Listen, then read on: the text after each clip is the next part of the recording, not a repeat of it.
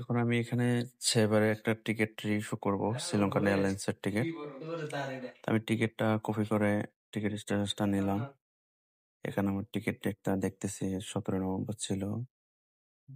ওকে, এটা যেহেতু 900 হয় নাই, সো আমি ফেয়ার রুলসটা একটু দেখি যে রিইস্যু করলে কয় টাকা লাগবে। তো এখানে হচ্ছে যদি আমি রিইস্যু করি, সুগার ক্লাসের ছিল।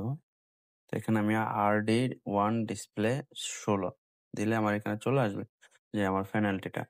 আমার এনি টাইম চেঞ্জেস করলে আমি 60 ইউএসডি দিয়ে করতে পারবো। ওকে, এখন আমি এটা রিইস্যু করব। যেহেতু এটা শ্রীলঙ্কান এয়ারলাইন্সের রিইস্যু, এখানে ইএমডি ভাবে করতে হয়। তো সেবারে ইএমডির জন্য আলাদাভাবে কিছু করা লাগে না, এখানে নর্মালি আপনার রিইস্যু করে দেওয়া যায়। এখন আমি কমান্ড দিচ্ছি। সেবারের অটো রিইস্যু মোটামুটি সবাই পারে। এখানে দেখেন আমার টোটাল কত টাকা লাগতেছে। হ্যাঁ, আমার চেঞ্জ ফি হচ্ছে ৭,৩৫৪ টাকা। ওকে, আমার টোটাল লাগতেছে হচ্ছে ১০,৮৭৭ টাকার মতো সামথিং। ওকে, তো এখন আমি এখানে কি করব, আমি যেহেতু এগুলা ফাঁকা থাকবে, এগুলা যেহেতু ইএমডি করবো, এখানে আমি রিইস্যু কোড দেওয়া লাগবে না। আমি নেক্সট এর ঘরে এক্স-রে দিয়ে এন্টার দেবো।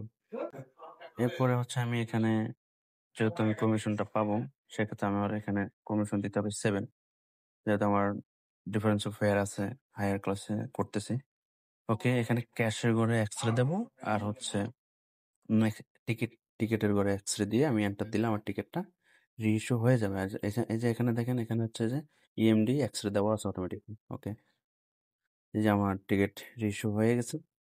এখন আমি দেখতে পারি, এই যে আমি ডিসপ্লে টমি দিলে আমি দেখতে পারবো যে আমার টিকিট রিইস্যু হয়ে গেছে, নতুন টিকিট নাম্বার চলে আসছে এবং ইএমডি নাম্বারটাও চলে আসছে। অথবা আপনি সেলস রিপোর্ট চেক করেও দেখতে পারেন।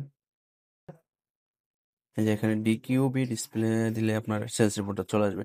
এই যে আমার টিকিট নাম্বার চলে আসছে, এবং আপনি যদি ইএমডি এটাও চেক করতে চান সেটাও করতে পারবেন। আপনি ইএমডির জন্য ইএমডি কমান্ড দিতে হবে, তারপর দেখবেন যে আপনার ইএমডিও চলে আসছে। তো সেবারে সবকিছু অটোমেটিক্যালি হয়ে যায়, এখানে আমারই বেশি কিছু করা লাগে না, সবকিছু ইজিলি আপনি করতে পারবেন। তো ভালো থাকবেন, সবাইকে ধন্যবাদ। আর আপনাদের ভালো লাগলে অবশ্যই শেয়ার করে দেবেন।